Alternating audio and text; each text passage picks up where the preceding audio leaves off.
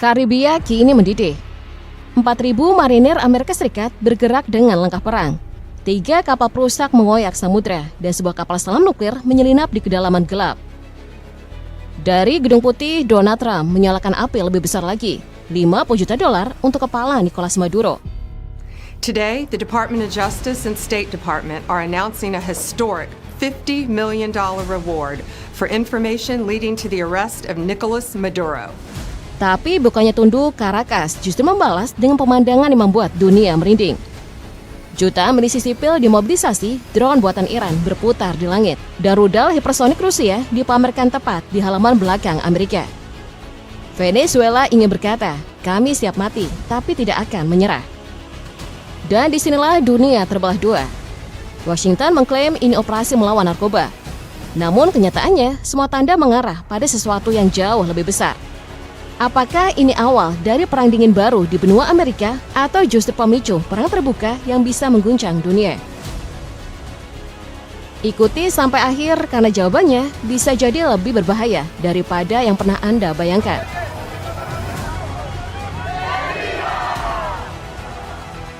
Ketika armada perang Amerika mulai mendekat ke perairan Venezuela, Washington berulang kali menggaungkan alasan krisis, memberantas narkoba, dan membalikan demokrasi.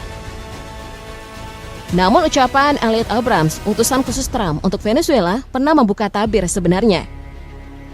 Ia menyatakan terang-terangan bahwa izin operasi Chevron dan perusahaan energi lain hanya akan dipermudah bila ada pergantian rezim. Artinya jelas, target utama bukanlah demokrasi, melainkan penggulingan Maduro untuk memasang pemerintahan patuh, sekaligus mengamankan ladang minyak terbesar dunia yang dimiliki Caracas.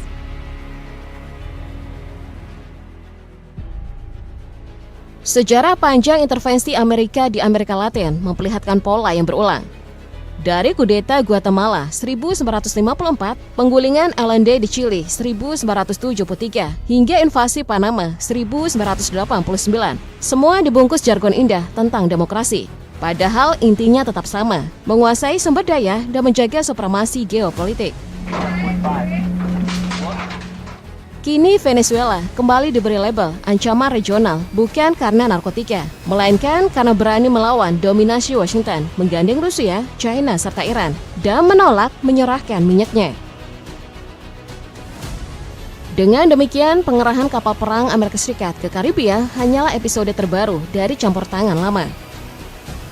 Perang ini sejatinya tak pernah tentang narkoba, melainkan tentang minyak, tentang peta kekuasaan, dan tentang obsesi Washington mempertahankan kendali di halaman belakangnya sendiri.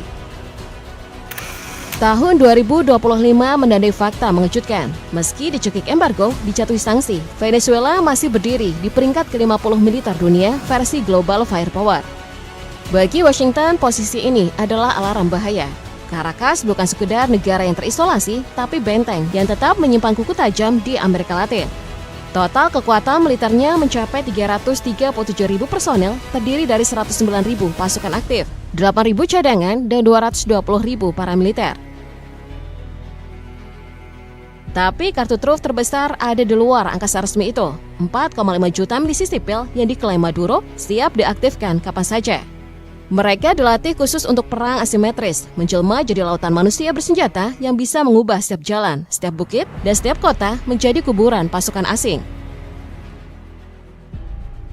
Di darat, Caracas mengarahkan 172 tank tempur utama, lebih dari 8.800 kendaraan lapis baja, serta ratusan artileri. Mulai dari 48 self-propelled, 100 artileri tarik, hingga 36 MLRS. Kekuatan ini mungkin kalah mutakhir dibandingkan Amerika. Tapi untuk pertempuran jarak dekat maupun perang kota, daya hancurnya tidak bisa diremehkan. Di udara, Venezuela menurunkan 229 pesawat dengan 126 siap operasional. Di antaranya terdapat 30 jet tempur Sukhoi Su-30 buatan Rusia yang dikenal sanggup menantang pesawat generasi keempat manapun. Ditambah 88 helikopter, 10 diantaranya heli serang. Armada ini cukup untuk menopang logistik sekaligus menebar ancaman udara. Di laut, kekuatannya kecil tapi berkarakter defensif. Hanya 1 fregat, 1 kapal selam, dan 25 kapal patroli cukup untuk mengawasi garis pantai Karibia dan menutup pintu masuk bagi infiltrasi asing. Potret ini menunjukkan satu hal penting, Venezuela tidak mengandalkan teknologi canggih, melainkan daya tahan, geografi yang sulit, dan kekuatan mobilisasi massa. Dengan kombinasi militer reguler, paramiliter, serta jutaan milisi rakyat, Caracas menyiapkan skenario perang melelahkan. Perang yang bisa membuat siapapun, bahkan Amerika, menyesali langkahnya. Begitu kaki pertama mereka menginjak tanah Venezuela. De todas las fuerzas milicianas, de toda la milicia nacional bolivariana. Llamo a filas a todos los milicianos, milicianas, reservistas. Meski dibekap embargo dan dililit sanksi, militer Venezuela masih berdiri dengan kuku besi. Alutsista mereka bukan sekedar besi tua, tapi perpaduan warisan Soviet, suplai Rusia, China, hingga peninggalan Barat yang dirawat seolah pustaka. Semua ini dirangkai untuk satu tujuan, menahan setiap langkah musuh di halaman belakang Amerika Latin. Di darat, Caracas mengandalkan monster baja T-72B1 buatan Soviet dan AMX-30V asal Prancis, nyaris 170 unit yang siap menggedor jalanan kota. Menyertainya lebih dari 200